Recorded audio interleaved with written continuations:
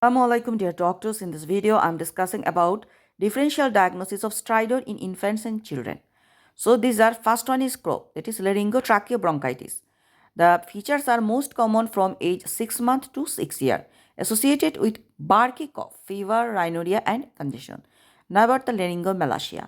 In laryngomalacia, stridor most severe at age 4 to 8 months.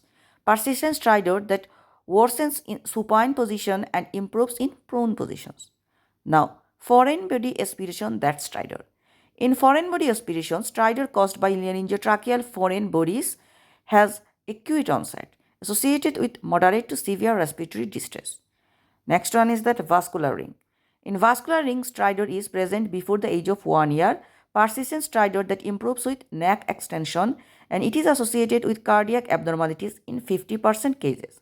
So these are the differential diagnosis of stridor. Number 1, Croup, Laryngomalacia. Number 2, number 3, foreign body aspiration, and number 4 is vascular ring. Please do subscribe and share Dr. Emma's Medicine YouTube channel. Thank you.